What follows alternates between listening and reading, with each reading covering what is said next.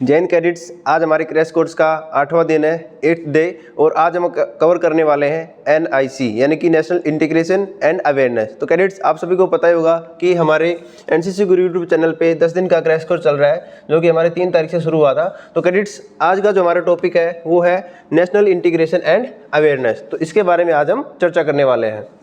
तो कैडेट्स, सबसे पहले देख लेते हैं कि नेशनल इंटीग्रेशन की डेफिनेशन क्या है।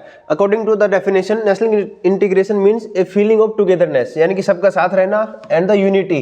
इसके बाद में हम कैडेट्स देखते हैं all citizens irrespective of their caste, religion, region and their creed, everything. इन सब से दूर हो क्या रहते हैं, मिलजुल के रहते हैं। यानी कि उनको कोई मतलब नहीं है कि वो किस कास्ट के हैं, किस रिलीजन के, धर्म किसके हैं, कहाँ के रहने वाले, किस एरिया से, किस क्षेत्र से हैं। इन सब से दूर वो एक साथ टुगेदरनेस का जो उनके अंदर भावना और वो यूनिटी से रहते हैं। यही क्या हमारा नेशनल इंटीग्रेशन। और cadets, integration in all respect, that is social, political, economic and emotional, इन सारे एस्पेक्ट्स के अंदर हमारा जो नेशनल इंटीग्रेशन है वो डिसाइड किया जाता है। तो कैडेट्स, आपको पता ही होगा, विविधताओं में एकता, यही हमारे भारतीय क्या है, विशेषता। इसके बाद हम देख लेते हैं national integration includes the following. अब जो हमारा होता है नेशनल इंटीग्रेशन के अंदर क्या क्या आता है।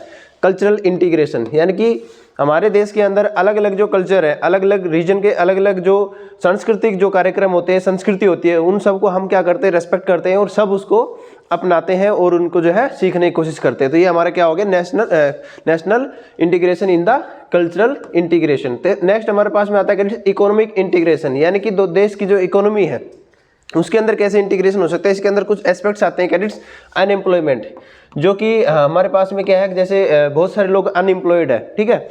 इसके बाद में हमारा इन्फ्लेशन, महंगाई, ये इसको इफेक्ट करता है। फिर हमारा आता है फार्मर डिस्ट्रेस, जैसे करंट में भी आपने सुना होगा कि जो MS स्वामीनाथन जो रिपोर्ट है, जो MS स्वामीनाथन आयोग है, उसको ना लागू करने की वजह से जो फार्मर्स है हमारे, वो क्या है, सरकार से थोड़े से क्रोधित है, तो वो अपना धरना प्रदर्शन कर रहे हैं। तो यानी कि ये जो कुछ चीजें हैं वो क्या करती है, जो हमारा इकोनॉमिक इंटीग्रेशन उसको डिस्टर्ब करती है। नेक्स्ट हमारे पास में आता है पॉलिटिकल इंटीग्रेशन, यानी कि हम अलग अलग राजनीतिक दल है, सब कुछ है, जैसे क्षेत्र के हिसाब से अलग अलग जो पार्टीज है, उसके बाद भी हम क्या करते हैं कैडेट्स, एक ही राष्ट्र के अंदर बसे हुए हैं और सभी अपने अपने एरिया की और अपने लोगों की रिस्पेक्ट करते हैं और फिर हमारे एक नेताओं को चुनते हैं। तो ये हमारा क्या हो गया, पॉलिटिकल इंटीग्रेशन। नेक्स्ट हमारे पास में आता है कैडेट्स रिलीजियस इंटीग्रेशन। यहाँ पे आप सभी को पता ही होगा कि भारत के अंदर अलग अलग धर्मों के मानने वाले लोग रहते हैं, फिर भी हम भारत माता, जो हमारी एक भारत माता मानते हैं, उनकी सब इज्जत करते हैं, सब आदर करते हैं। तो ये हमारा क्या हो गया, रिलीजियस इंटीग्रेशन। फिर हमारा सोशल इंटीग्रेशन, यानी कि कोई ऊंचे पद पे, कोई छोटा काम, यानी कि कोई कम कमाने वाला, कोई ज़्यादा कमाने वाला, कोई भी काम छोटा या बड़ा नहीं होता कैडेट्स। तो इस तरह से जो कुछ चीज़ें हमारे पास में, ये सारी क्या हो जाएंगी, सोशल इंटीग्रेशन। नेक्स्ट हम बात कर लेते हैं national integration is survival of any nation through the following means. कौन कौन सी चीज़ें इसके अंदर होनी चाहिए, तो किस तरह से कर सकते हैं। Maintenance of peace and harmony, जो नेशनल इंटीग्रेशन क्या हेल्प करता है, हमारी देश के अंदर शांति और जो समरसता बनाने के लिए हमारे पास में हेल्प करता है। फिर growth and development of the nation, ये हमारे लिए बहुत ही ज़्यादा इंपॉर्टेंट बात होती है कि हम कोई भी देश की अगर क्या करना चाहते हैं, ग्रोथ करना चाहते हैं, तो वहाँ पे इंटीग्रेशन होना बहुत ही ज़रूरी है। उसके बाद में लॉ एंड ऑर्डर को फॉलो करना चाहिए। उसके बाद में हमारा कल्चर एंड रिलीजियस डेवलपमेंट, अगर ये कल्चर एंड रिलीजियस डेवलपमेंट नहीं होगा तो कोई एक हिस्सा क्या रह जाएगा, पीछे तबके रह जाएगा और फिर उसका डेवलपमेंट नहीं होगा, तो हमारे देश का इंटीग्रेटेड डेवलपमेंट नहीं हो सकता। हमारे पास में नेक्स्ट आता है डिग्निटी एंड सेल्फ रेस्पेक्ट। हर एक इंसान की एक डिग्निटी होनी चाहिए, सेल्फ रेस्पेक्ट होनी चाहिए, चाहे वो किसी भी पद पे हो, चाहे वो कोई भी काम कर रहा हो। नेक्स्ट हमारे पास में welfare and wellbeing of the people, हर एक इंसान को जो है उसके अधिकार मिले होने चाहिए और उनके अच्छे के लिए हमें सोचना चाहिए, कार्य करना चाहिए। तो ये सारे क्या है, हमारे नेशनल इंटीग्रेशन के एस्पेक्ट्स हैं।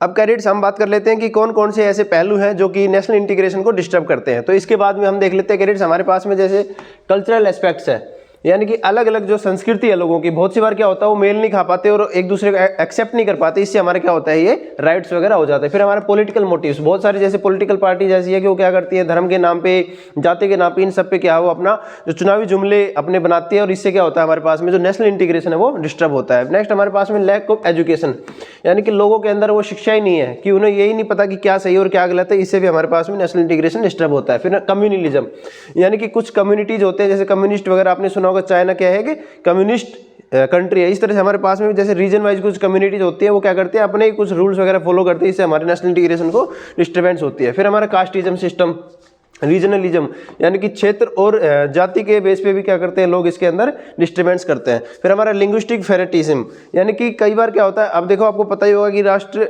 हमारा कैसा है, विविधताओं में एकता, यही राष्ट्र की है विशेषता। लेकिन यहाँ पे बहुत सारी भाषा बोलने वाले लोग रहते हैं, अलग अलग क्षेत्र से, अलग अलग वेशभूषा, भाषा, खान पीन, सब कुछ उनका अलग अलग होता है। तो उससे क्या होता है, हमारे पास में कई बार क्या होता है कि जो नेशनल इंटीग्रेशन है वो डिस्टर्ब होता है। फिर हमारे पास में सोशल डिस्पैरिटी, यानी कि लोग क्या है, कुछ ऊंचे तबके के हैं, कुछ नीचे तबके के, तो उसके अंदर जो है कभी भी इंटीग्रिटी हो नहीं पाती है। इकोनॉमिक इनइक्वालिटी, जैसे हमने आपको बताया कि भाई कोई अमीर है, कोई गरीब है। फिर हमारा एथनिक कन्फ्लिक्ट्स, कई बार जैसे कन्फ्लिक्ट्स होते रहते हैं कि भाई ये जैसे अलग अलग जो हमारे कन्फ्लिक्ट चलते रहते हैं, किसी भगवान को लेके, किसी जगह को लेके, इस तरह से हमारे।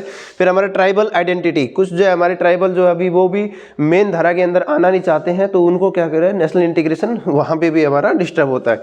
Corruption and lack of character, इस तरह से क्या होता है, हमारे देश में बहुत सारा जो है भ्रष्टाचार है। हालांकि जो मोदी सरकार है उन्होंने काफ़ी कुछ अच्छा काम किया है और भ्रष्टाचार को काफ़ी हद तक कम किया है, लेकिन फिर भी क्या है कैडेट्स, अभी तक पूरी तरह से सफाई नहीं हुई है। तो इस वजह से क्या हुआ, हमारे देश में करप्शन है, तो ये भी नेशनल इंटीग्रेशन को जो डिस्टर्ब करते हैं। फिर हमारे पास में कैडेट्स बात कर लेते हैं कि measures to achieve national integration, किस तरह से हम नेशनल इंटीग्रेशन, राष्ट्रीय एकता को हासिल कर सकते हैं, उसके लिए क्या क्या चीज़ों का हमें ध्यान रखना पड़ेगा। फिलोसॉफी ऑफ इंटीग्रेशन, आप सबको पता होगा कि हम सब क्या बोलते हैं, चाहे हमारा जन्म कहीं पे हुआ हो, कहाँ रहने वाले हो, कोई भी भाषा बोलते हो, लेकिन जब फाइनली बात आती है हमारे बीच में भारत माता, हम सब किसके सपूत हैं, भारत माता की। तो ये हमारी फिलोसफी शुरुआत से ऐसी बनाई गई है कि इंटीग्रेटेड रहे। फिर हमारे देश culture as a unifying factor, हम सबका अलग अलग कल्चर है, सब अलग अलग संस्कृति है, फिर भी हम क्या करते हैं, एक साथ सबके कल्चर की रेस्पेक्ट करते हैं और उनसे कुछ ना कुछ सीखने की कोशिश करते हैं। यही हमारा क्या है, national integration. Next, promotion of secularism, यानी कि सेक्युलर सोसाइटी हमें डेवलप करनी है, जिससे हमारा सोसाइटी के अंदर जो सेक्युलरिज्म होगा तो वो इंटीग्रेटेड रहेंगे। नेक्स्ट, हमारा रोल ऑफ पॉलिटिक्स, इसके अंदर पॉलिटिक्स हमने आपको बताया कि बहुत ज़्यादा जो है रोल होता है। पॉलिटिक्स जैसे अच्छे जो नेता होते हैं वो क्या करते हैं, धर्म, जाति, भेदभाव, इन सब पे ऊपर अपने जो चुनावी जुमले नहीं बनाते, वो अपने भारत माता और लोगों की सेवा के लिए जो अपने एजेंडा लेके आते हैं उनको लोग रेस्पेक्ट भी करते हैं। यानी कि पॉलिटिक्स का उसके अंदर क्या होता है, बहुत बड़ा रोल होता है। इकोनॉमिक यूनिटी, अब जैसे आपने देखा होगा कि जो आपका 95% ऑफ द इकोनॉमी, आप देखेंगे कि ओनली 5% लोगों के पास में है, और जब 5% ऑफ द इकोनॉमी यानी वेल्थ की हम बात कर रहे हैं, पैसे की, वो 95% पॉपुलेशन के पास में। तो ये क्या है, एक बहुत ही जो डिफरेंस है लोगों की इनकम के अंदर, जो उनका जो रहने सहने का तो तरीका है, उनकी जो लाइफ है, उसके अंदर जो ये सारी चीज़ें हैं, उनको अगर हम थोड़ा इक्वलाइज कर दें तो हम नेशनल इंटीग्रेशन को अचीव कर सकते हैं। डिग्निटी ऑफ इंडिविजुअल, हर एक इंसान की हमें रेस्पेक्ट करनी है। सोशियो इकोनॉमिक रिफॉर्म्स, यानी कि जो भी उनकी जैसे पॉवर्टी है, और इसके अलावा जो भी जैसे सारी चीज़ें उनके पास में प्रॉब्लम्स होती है, फार्मर्स के जो मतलब उनको जो प्रॉब्लम होती है, उनको हम प्रोवाइड करवा करके क्या कर सकते हैं, कुछ सोशियो इकोनॉमिक रिफॉर्म्स कर सकते हैं। फिर हमारा जो एजुकेशन सिस्टम है, इसको भी हमें इंप्रूव करने की ज़रूरत है। जैसे आपको पता होगा एनईपी, नेशनल एजुकेशन पॉलिसी 2020, ये अभी जो नई एजुकेशन पॉलिसी आपकी आ रही है, तो इसके अंदर बहुत सारी चीज़ें आपको इससे रिलेटेड देखने को मिलेंगी। इमोशनल यूनिटी क्या होता है करेक्ट, जैसे हम एक इमोशंस होते हैं हमारे अंदर, भारतीयों के अंदर क्या है, बड़े हम उदार होते हैं। कोई भी जैसे मान लो आपने सुना होगा अतिथि देवो भव, बाहर से कोई भी हमारे देश में आ जाए रहने के लिए, हम उनको बड़ी इज्जत और सम्मान देते हैं। इसी तरह से हमारे पास में क्या होता है, यानी कि हम अटैच्ड है किसी न किसी चीज़ से। हम जैसे अपने माँ बाप से, भाई बहन से, अपने टीचर से, अपने दोस्तों से जुड़े, उसी तरह से हमारा क्या है, एक भारत माता, हम जो भारत माता एक जो नाम है, जो ये धरती माता है, इससे हम क्या है, जुड़े हुए। तो हमारे पास में इमोशंस से हमारे पास में क्या लिया जा सकता है, नेशनल इंटीग्रेशन। फिर हमारे पास में नेशनल लैंग्वेज, अगर कोई नेशनल लैंग्वेज मान लो कोई राष्ट्रभाषा जैसे हमारी हिंदी अगर कर दी जाए और सब लोग इसकी रेस्पेक्ट करें, सब इसको अपनाने लगे, तो इससे भी क्या होगा, हम आपस में समन्वय स्थापित कर सकते हैं। नेशनलिज्म एंड पैट्रियोटिज्म, सभी क्या होने चाहिए, पैट्रियोटिक, एंथुजियास्टिक होने चाहिए, पैट्रियोटिक होने चाहिए, देशभक्ति और राष्ट्रभक्ति की भावना उनके अंदर होनी चाहिए। प्रॉपर यूज ऑफ मीडिया, ये जो सबसे आपको पता होगा कि लोकतंत्र का जो फोर्थ पिलर है वो किसको माना जाता है, मीडिया को। लेकिन अभी बहुत सी बार जैसे सुनने को मिलता है कि गोदी मीडिया, तो इस मतलब जो बिकी हुई मीडिया है, जो सरकार सत्ता में है, अभी जैसे मोदी मीडिया, जो मोदी सरकार है, तो बहुत सारे लोग बोल देते हैं कि गोदी मीडिया, मोदी मीडिया, यानी कि जो सरकार सत्ता में वो क्या करती है, जो हमारे मीडिया है उनको खरीद लेती है, और जो वो बातें बुलवाना चाहती है वो बोल के जो सरकार क्या करती है, मैनिपुलेट करती है, लोगों की जो विचारधारा को चेंज करती है। ठीक है, अब यहाँ पे हम किसी पर्टिकुलर पॉलिटिकल पार्टी के बारे में बात नहीं कर रहे हैं, ऐसा कोई भी सत्ता में जो भी है, जैसे मान लो कांग्रेस हो, बीजेपी हो, जब भी जो भी सरकार होती है मोस्टली ये काम करते हैं। तो ये नहीं होना चाहिए। जो हमारा लोकतंत्र का जो फोर्थ पिलर माना गया है मीडिया, इसको क्या होना, स्वतंत्र होना चाहिए, और जो एक अपनी जो बातें हैं वो निष्पक्ष भाव से बोलनी चाहिए, जो सही है वो सही और गलत है वो गलत, ये जनता के सामने लेके आना चाहिए, जो कि आज हमारे देश में नहीं हो रहा है। इस वजह से जो बहुत सारी चीज़ें, हमारे जो डेवलपमेंट है, जो ग्रोथ है, वो हम बहुत पीछे हैं। इसके बाद में कैडेट्स हमारा पॉलिटिकल एंड एडमिनिस्ट्रेटिव मेजर्स, जो हमारे जैसे पॉलिटिक्स का हमने अभी आपसे बात की, ठीक है। अब एडमिनिस्ट्रेटिव मेजर्स बहुत सारे, जैसे हमारे पास में जैसे IAS IPS अफसर्स होते हैं, इनको जैसे कोई मान लो रूल्स वगैरह अप्लाई करवाने हो, लॉज को फॉलो करवाना, तो ये सारी चीज़ों को हमें करवा करके हम एकजुटता में एक ही जो हमारे जो कड़ी के अंदर जुड़ करके हम क्या कर सकते हैं, नेशनल इंटीग्रेशन को अचीव कर सकते हैं। इसके बाद में कैडेट्स हम बात कर लेते हैं यूनिटी इन डाइवर्सिटी, यानी कि विविधताओं में एकता, और यही क्या हमारी राष्ट्र की विशेषता। तो इस चीज़ को आपको याद रखना है। तो कैडेट्स यहाँ पे हमारे देश में क्या होता है, अलग अलग जाति, धर्म, क्षेत्र, भाषा, वेशभूषा, खान पान आदि के लोग रहते हैं, लेकिन फिर भी वो क्या है, एक समरसता में, एक कड़ी के अंदर जुड़े हुए हैं, वो हमारी भारत माता। तो ये क्या है, हमारी विशेषता है कि विविधताओं के बाद भी हम क्या है, एक है। Different regions, religion, cultures and traditions represent endless variety of the physical features and cultural patterns. इसके बावजूद भी हम क्या है, इंडिया के अंदर सारे के सारे एक साथ मिलके रहते हैं। और ये कहना बड़ी बात नहीं होगी, अतिशयोक्ति नहीं होगी कि इंडिया ही ऐसा कंट्री है जहाँ पे इतनी सारी विविधता होने के बाद भी हम क्या है, एक है। कैडेट इसके बाद देखते हैं, India is probably the only country in the world where people belong to different religions, caste and creeds, speaking different language, having different cultures, different mode of living, different clothing, different food habit, worshipping different gods and deity, live together in harmony and believe to be children of one mother। और वो हमारी mother कौन है cadets, mother India, Bharat माता, जय भारत माता, ठीक है। We are one nation govern by one central authority, this is why we say we have unity in diversity. तो आपके यूनिटी इन डाइवर्सिटी का अगर डेफिनेशन आती है 5 नंबर का या फिर 10 नंबर का, जो भी आपके सवाल अगर मान लो आ जाए तो आप किस तरह से लिखेंगे आपको पता चल गया होगा। अब कैडेट्स तो इसके अंदर आते हैं fundamentals of unity in diversity. क्या इसके फंडामेंटल्स है, तो आप देख लेंगे ज्योग्राफिकल यूनिटी।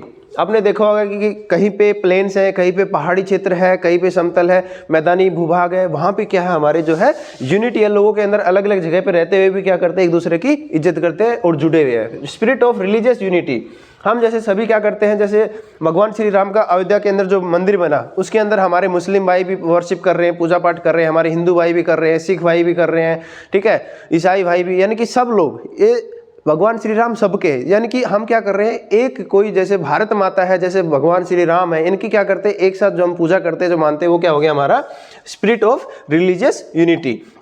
नेक्स्ट हमारा इंडियन फिलोसफी, ये हमने आपको हम बार बार बता रहे हैं आपको कि हम क्या है, एक ही कड़ी से जुड़े हुए हैं, भारत माता। तो उनके हम सब की कौन है, भारत माता, हमें जो जन्म देने वाली वो तो माता है, इसके अलावा हमारी क्या है, भारत माता। तो हमारी जो एक अंदर जो फिलोसफी डेवलप की गई है वो हमारी इसके अंदर यूनिटी इन डाइवर्सिटी को शो करती है। नेक्स्ट हमारा एथनिक कोएग्जिस्टेंस, हम क्या करते हैं कैडेट्स, हमारे अलग अलग विचारधारा होने के बाद भी हम एक साथ एग्जिस्ट कर रहे हैं। कल्चरल यूनिटी, अलग अलग संस्कृति है, उसके बाद भी हम एक है। सोशल यूनिटी, ठीक है, आपके political unity and emotional unity, ये सारी चीज़ें हम पहले आपसे डिस्कस कर चुके हैं। तो कैडेट्स हमारे जैसे हिंदू, मुस्लिम, सिख, ईसाई, हम क्या है, सब भारत का हिस्सा है, हम सब भारतीय हैं, हम सब भारतीय हैं। अब कैडेट्स एक जो आपके पास जो क्वेश्चन पूछा जाता है कि एनसीसी कैडेट्स का जो इसके अंदर नेशनल इंटीग्रेशन के अंदर, यूनिटी इन डाइवर्सिटी के अंदर क्या रोल हो सकता है, तो उसी के हम बारे में हम चर्चा करने वाले हैं। NCC cadet as an individual can contribute substantially in the process of national building, यानी कि राष्ट्र सेवा में, राष्ट्र को अच्छा राष्ट्र बनाने में क्या हमारा योगदान हो सकता है, वो देख लेते हैं। कंट्रीब्यूटिंग टू अडल्ट एजुकेशन, यानी कि बहुत सारे अभी भी हमारे क्या है, इलिटरेसी, तो हम उनको थोड़ा पढ़ा करके अच्छी जो बेसिक जो नॉलेज दे करके हम उनको एजुकेट कर सकते हैं। सोशल सर्विस एक्टिविटीज, अब इसके अंदर जैसे सोशल सर्विस एक्टिविटीज क्या क्या हो सकती है, वो एक बार देख लेते हैं। ट्री प्लांटेशन, जैसे आप इस पिक्चर के अंदर भी देख सकते हैं, यहाँ पे क्या हो रहा है, ट्री प्लांटेशन हो रहा है। तो एनसीसी कैडेट्स आप देखेंगे यहाँ पे एनसीसी कैडेट्स क्या कर रहे हैं, ट्री प्लांटेशन कर रहे हैं। नेक्स्ट हमारे पास में कैडेट्स ब्लड डोनेशन कैंप्स, अलग अलग जैसे आपके ब्लड डोनेशन कैंप्स लगते हैं। उसके बाद में हमारे जैसे हमने आपको इंट्रोडक्शन के अंदर भी एक बार ये सारी चीजें दिखाई थी, जो social service and community development है, तो वही एक बार हम यहाँ पे बता रहे हैं। कंपेनिंग अगेंस्ट द डोरी, जो डोरी का मतलब होता है कैडेट्स आपका जो दहेज जो प्रथा है, उसके अगेंस्ट हम क्या कर सकते हैं, रैली वगैरह निकाल के अवेयरनेस जो प्रोग्राम पहला ला सकते हैं। फिर हमारा जो है cadets pledge against female foeticide, यानी कि जो हमारा भ्रूण हत्या होती है, जो हमारे देश की जो नारी शक्ति, आपको पता होगा कि इस बार जो हमारा अमृतकाल का जो रिपब्लिक डे था, इसके ऊपर भी हमारे देश की जो नारी है वो कर्तव्य पथ पे उन्होंने मार्च किया और उनके जो धाड़ से पूरे विश्व के अंदर उनकी चर्चा है। तो कैडेट्स अब पहले क्या होता था कि हम भ्रूण हत्या कर देते थे, यानी कि पहले मान लो पता चल गया कि गर्भ के अंदर लड़की है तो हम उनकी हत्या करवा देते थे, अबॉर्शन करवा देते थे, लेकिन उस चीज़ को हमें रोकना है। अभी भी जैसे गांव वगैरह में ये सारी चीज़ें चलती हैं, तो आप आज ये एनसीसी कैडेट आपको क्या करना है, उन सबको अवेयर करना है कि लड़का लड़की एक समान दोनों से है घर की शान, यानी कि लड़का और लड़की दोनों बराबर होते हैं, कोई भी कम या ज़्यादा नहीं होता और दोनों से ही घर की शान होती है। तो आप लड़की हो चाहे लड़का हो, इस चीज़ से आपको बोदर नहीं करना है। आपको जो भी आपका बच्चा पढ़ रहा है उसको पालना है, अच्छी शिक्षा दिलानी है और राष्ट्र सेवा के लिए उसको तैयार करना है। नेक्स्ट कैडेट हमारे पास में आता है प्लेज अगेंस्ट फीमेल फिटिसाइड। फिर हमारा एंटी लेप्रेसी ड्राइव, यानी कि जो कूड रोग है, यानी कि जो आपका कुष्ठ रोग, उससे आप क्या करेंगे, अपने जो अवेयरनेस प्रोग्राम लेके आ सकते हैं। फिर हमारा एड्स अवेयरनेस प्रोग्राम और रैली, जैसे आपका जो एड्स हो जाता है इसके लिए आप अवेयरनेस प्रोग्राम अपने लेके आ सकते हैं। फिर हमारे पास में visit to old age homes, जो हमारे जो वृद्धाश्रम होते हैं, ठीक है, वहाँ पे आप क्या कर सकते हैं, विजिट करके आप उनके साथ में कुछ सीखने को मिल सकता है। और जो जैसे आप मान लो छोटे बच्चे होते हैं तो आपको क्या होता है कि अपने दादा दादी से बहुत ही ज़्यादा प्यार होता है, लेकिन वही क्या होता है समय के साथ में जब बड़े होते हैं, फिर शादी हो जाती है, बच्चे होते हैं, तो फिर अपने बच्चों को ज़्यादा प्यार करने लग जाते हैं। और फिर अपने जैसे माँ बाप वो जब बूढ़े बन जाते हैं उनका क्या कर देते हैं, तिरस्कार कर देते हैं, उनका निरादर करते हैं और उनको ओल्ड एज होम्स के अंदर डाल देते हैं। तो कैडेट्स, एनसीसी कैडेट्स होने के नाते आपको इस चीज़ को रोकना है और ओल्ड एज होम्स के अंदर जाकर के वो जो अपने जो बुजुर्ग, जो सामान्य बुजुर्ग लोग वहाँ पे रह रहे हैं, उनसे बातचीत करनी है, ठीक है, उनको अपने बच्चों के उनको फील करवाना है कि हम आप ही के बच्चे और उनके साथ में मिलजुल के रहना है। और इस चीज़ का अपने मन के अंदर प्रण लेना है कि कभी भी अपने माँ बाप को, बूढ़े माँ बाप को, जब वो बूढ़े हो जाएं तो घर से बाहर नहीं निकालेंगे। जिस तरह से आपको वो लोग अभी पाल रहे हैं तो आप भी उनको जब वो बूढ़े हो जाएंगे पालेंगे, ठीक है। इसके बाद में कैडेट्स हमारे पास में आता है डिजास्टर मैनेजमेंट एंड रिलीफ। जैसे कोई भी, हम आपको यहाँ पे एक जो हमारा नारा देना चाह रहे हैं, आप एनसीसी गुरु की तरफ से एक ये नारा मान सकते हैं, अग्नि, ब्लड और फ्लड, इन तीन चीज़ों में जहाँ भी आपको ज़रूरत पड़े वहाँ पे आपको आगे आना है। अग्नि, ब्लड, फ्लड। मान लो कहीं आग लग रही हो, कहीं ब्लड यानी कि कहीं खून की किसी को ज़रूरत हो, ठीक है, यहाँ पे ब्लड डोनेशन कैंप लग रहा हो जहाँ भी, और फ्लड यानी कि बाढ़ की अवस्था में, यहाँ पे आपको एज ए एनसीसी कैडेट हमेशा तैयार रहना है और लोगों की सेवा करनी है। नेक्स्ट बात में कैडेट बात कर लेते हैं हम प्रमोटिंग द नेशनल लैंग्वेज। जो हमारी नेशनल लैंग्वेज, जैसे मान लो राष्ट्रभाषा हमारी हिंदी है, इसको प्रमोट करना है। Treating all human being as equal, हमें सबको समान दृष्टि से देखना और उनकी इज्जत करनी है। रिस्पेक्टिंग ऑल रिलीजियस इंस्टीट्यूट, और जैसे हमारे अलग अलग जैसे मंदिर, मस्जिद, मदरसा और जो हमारा गुरुद्वारा, ये सारे हैं, इनकी सब हमें इज्जत करनी है और हर एक जन की हमें इज्जत करनी है। एज ए एनसीसी कैडेट हम ये अवेयरनेस अपने लोगों के अंदर, आसपास के अपने दोस्तों के अंदर ये चीज़ फैला सकते हैं, ताकि हम एकजुट होकर एक जो हमारा सोने की चिड़िया भारत पहले था वैसे के वैसे हम फिर से बन सकें।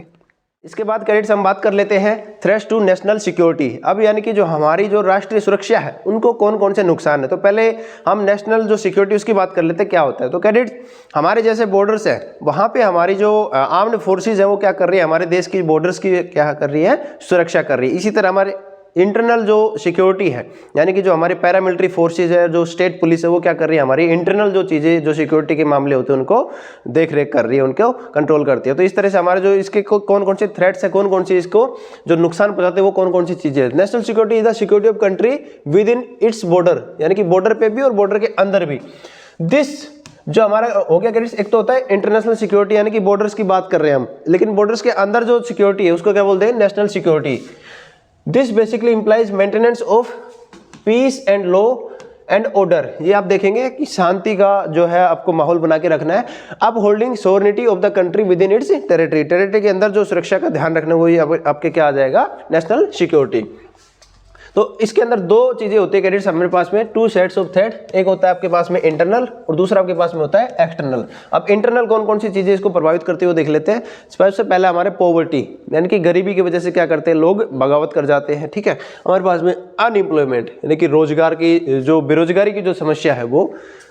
इनइक्विटेबल ग्रोथ, लोग क्या करते हैं, कोई बहुत ज्यादा अमीर है, कोई बहुत ज्यादा गरीब है, तो ये जो इनइक्वलिटी हमारे समाज के अंदर है वो क्या करती है, हमारी नेशनल जो सिक्योरिटी उसको डिस्टर्ब करती है। Widening gap between haves and have not, जिनके पास कोई चीज़ है और जिनके पास कोई चीज़ नहीं है उनके बीच में भी क्या होते हैं, वाद विवाद हो जाता है। फेलियर ऑन एडमिनिस्ट्रेटिव फ्रंट और गवर्नेंस डेफिसिट, कई बार क्या होता है जो हमारे लॉ एंड ऑर्डर है वो भी फेल हो जाते हैं और जो हमारी गवर्नमेंट है बहुत सारे ऐसे डिसीजन ले लेती है जिससे कि हमारी जो जनता है वो बगावत कर देती है। इंक्रीजिंग कम्युनल डिवाइड, यहाँ पे जैसे धर्म, जाति, रिलीजन, इनके बेसिस पे हमारा डिवीजन जैसे बहुत सारे लोग करने की कोशिश करते हैं। Increasing caste awareness and caste tension, यानी कि लोग क्या करते हैं, जाति को ज़्यादा बढ़ावा दे रहे हैं और जाति के ऊपर क्या कर रहे हैं, एक दूसरे से घृणा करना शुरू कर देते हैं। राइज ऑफ कंटेंटियस पॉलिटिक्स, ये देखिए आप पॉलिटिक्स को आप देखेंगे कि हर जगह आपको पॉलिटिक्स मिलेगी। अगर ये सही है तो राष्ट्र का निर्माण अच्छा होगा। अगर पॉलिटिशियंस हमारे खराब है, यानी कि जो अवेयर नहीं है, उनको नॉलेज नहीं है, उनको सिर्फ अपने चुनावी जुमले बनाने हैं, लोगों के जो वोट जीतने हैं, उससे हमारे देश का निर्माण नहीं हो सकता। और सेक्टेरियन, एथनिक, लिंग्विस्टिक, ये सारी चीज़ों के ऊपर क्या करते हैं, अपना चुनावी जो एजेंडा बनाते हैं। पोरस बॉर्डर्स, बहुत सारे जैसे हमारे बॉर्डर्स भी वहाँ पे इंसर्जेंसी वगैरह हो जाती है, जैसे मिलिटेंट वगैरह आ जाते हैं, उससे भी हमारी नेशनल सिक्योरिटी पे डिस्टर्बेंस होती है। पुअर क्रिमिनल जस्टिस सिस्टम, यानी कि हमारे देश में जैसे बहुत सारे क्राइम हो जाते हैं, फिर भी हमारा जो जस्टिस सिस्टम है वो बहुत ज़्यादा वीक है। उनको जो सज़ा मिलनी चाहिए वो कई बार नहीं मिल पाती। इससे क्या होता है कि जो हमारे छोटे मोटे जो हमारे पास में गुंडागर्दी या फिर जो बदमाश लोग होते हैं, उनको बढ़ावा मिलता है कि यार पिछली बार ही मेरा कुछ नहीं हुआ तो इस बार क्या होगा, वो और ज़्यादा क्राइम करना शुरू कर देते हैं। तो ये सारी चीज़ें हमारे पास में नेशनल सिक्योरिटी को डिस्टर्ब करती है। अब बात कर लेते हैं क्रेडिट से एक्सटर्नल जो चीज़ें हैं वो कौन सी हमारे क्रॉस बॉर्डर थ्रेट्स, यानी कि बॉर्डर पे जो हमारे दुश्मन जो मिलिटेंट्स आ जाते हैं, वो उससे जिहादी टेररिज्म, बहुत सारे जैसे जिहादी टेररिज्म, आतंकी जो हमले होते हैं, उससे भी हमारे नेशनल सिक्योरिटी को नुकसान होता है। नेक्सलाइट आपने सुना होगा, तो ये सारी चीज़ें आपके पास में, जैसे जो अभी आपने सुना होगा कि आसाम के अंदर जो हमारे देश के जवान जा रहे थे, तो उसमें उन्होंने रोक लिया था जो वहाँ की जो लोकल जो फ्रंट जो आर्मी बना रखी है लोगों ने, जो पीपल्स आर्मी। तो इस तरह से क्या हो रहा है कि कैडेट्स वहाँ पे अलग अलग जो ग्रुप्स है, जो हमारे देश की जो राष्ट्रीय जो एकता है, राष्ट्रीय जो सुरक्षा है, उसको डिस्टर्ब करने की कोशिश करते हैं। तो उनको हमें क्या करना है, उनको कंट्रोल करना है। और इसी के लिए हमारे पास में जैसे आर्म्ड फोर्सेज होती है, जैसे हमने कल वाले लेक्चर के अंदर पढ़ा था, और हमारी जो अलग अलग जो पुलिस और जो स्टेट पुलिस वगैरह होती है, ये सारी चीज़ें इनको कंट्रोल करने का काम करती है। तो कैडेट्स, नेशनल सिक्योरिटी अगर हम बात करें तो इनके कौन कौन से एट्रीब्यूट्स होते हैं, कौन कौन सी मुख्य बातें हैं। Secure territorial integrity and protect internal sovereignty, यानी कि जो हमारी टेरिटरीज है उनको भी प्रोटेक्ट करना, और अंदर जो हमारे लोग रह रहे हैं उनके बीच में जो है एकता बनाए रखनी है, शांति बनाए रखनी है। मेंटेन डोमेस्टिक पीस, ये हमने आपको अभी बताया, शांति बनाए रखनी है। Prevalence of law and order, law and order को सब लोग माने, ऐसा हमें उनको प्रेरित करना है। Rule of law and equality before law, यानी कि पहली बात ये है कि लॉ को हमें लॉ की तरह मानना है। Law of the land should protect everyone irrespective of the status, यानी कि ये नहीं कि लॉ सिर्फ जो गरीब है उन्हीं के लिए, लॉ सबके लिए, चाहे कोई अमीर हो, चाहे कोई गरीब हो, चाहे छोटा हो, बड़ा हो, लेडी हो, जेंट्स हो, कोई भी हो, लॉ सबके लिए समान हो गया। उसके बाद में absence of fear from the feared employing individual, यानी कि किसी को भी जो है, जो उसकी आज़ादी है, उससे किसी दूसरे को प्रॉब्लम ना हो, इस तरह से आपकी आज़ादी, जैसे आपको बहुत सारे राइट्स मिले हुए हैं, तो आप उन राइट्स के बारे में आप चर्चा करें, उनको आप लें, लेकिन किसी दूसरे को डिस्टर्ब ना करें। Peaceful coexistence and communal harmony, यानी कि आपको जो है अलग अलग, जैसे आपका वेशभूषा, जाति, धर्म होने के बावजूद भी आपको कोएग्जिस्ट, यानी कि एक साथ रहना है। तो ये सारी चीज़ें हमारे क्या है, नेशनल सिक्योरिटी के एट्रीब्यूट्स है। अब कैडेट्स हम बात कर लेते हैं नेशनल सिक्योरिटी डॉक्ट्राइन इंक्लूड्स, जो कौन कौन से इसके सिद्धांत हैं वो क्या क्या है। तो सिद्धांत की अगर हम बात करें तो कैडेट्स आपको पहले ही बता दिया, थोड़ा और रिवाइज कर लेते हैं। जैसे पॉलिटिकल आपका, socio economic, governance, police and security forces, centre state coordination, intelligence, border management and cyber security. तो ये सारी चीज़ें क्या करते हैं आपके कैडेट्स, नेशनल सिक्योरिटी के सिद्धांत हैं। इनके ऊपर अगर हम काम कर लें तो हमारा जो है देश बड़ा ही शांति से हमारा जो है रह सकता है, और कोई भी राइट्स इसके अंदर पैदा नहीं होंगे। यहाँ पे कैडेट्स एक जो आ रहा है साइबर सिक्योरिटी, तो आप बड़ा सुन रहे होंगे कि आर्टिफिशियल इंटेलिजेंस, चैट जीपीटी और जो मशीन लर्निंग, ये सारी चीज़ें आपने अभी रिसेंटली जो हमारी चीज़ें आई हैं। तो करीब साइबर सिक्योरिटी आज के टाइम में जो हमारी जो नेक्स्ट वॉर जो होने वाली है, यानी कि पहले क्या होता था कि भाई फील्ड में वॉर होती थी, वहाँ पे गोला बारूद ये सब यूज होता था, लेकिन अभी कौन सी वॉर हो रही है, साइबर वॉर हो रही है। ठीक है, इसमें क्या होता है करेक्ट, जैसे हैकिंग वगैरह, वायरस वगैरह डाल दे, पूरा का पूरा सिस्टम जो हैक करके, फिर इस तरह से जो वॉर हो रही है, इसका भी हमें ध्यान रखना है। और जो बहुत सारे फ्रॉड वगैरह होते हैं, आप ऐसे एज ए एनसीसी कैडेट अपने दोस्तों को, अपने आसपास जो थोड़े से नादान लोग रहते हैं, जो अशिक्षित है, उनको आप शिक्षित कर सकते हैं और इन फ्रॉड होने से आप उनको बचा सकते हैं, यानी कि जो साइबर सिक्योरिटी आप उनका प्रोवाइड करवा सकते हैं। तो कैडेट्स ये जैसे आपका एनएसजी, नेशनल सिक्योरिटी गार्ड जो होते हैं अपने, तो मैं आपसे एक क्वेश्चन पूछना चाहूँगा कि आपका जो नेशनल सिक्योरिटी डे है वो कब मनाया जाता है। आप कमेंट्स के अंदर ये बताएंगे कि आपका नेशनल सिक्योरिटी डे कब मनाया जाता है। तो कैडेट्स, इस तरह से हमारा जो चैप्टर है नेशनल इंटीग्रेशन एंड अवेयरनेस, ये खत्म होता है। वी होप दैट कि आपको आज का चैप्टर अच्छे से समझ में आया होगा। आप ज़्यादा से ज़्यादा अपने दोस्तों के साथ इस वीडियो को शेयर करें और अपने B&C सर्टिफिकेट एग्जाम के अंदर अल्फा ग्रेड लाने का पूरा प्रयास करें। तो कैडेट्स, इन्हीं शुभकामनाओं सहित आज के लिए इतना ही। जय हिंद।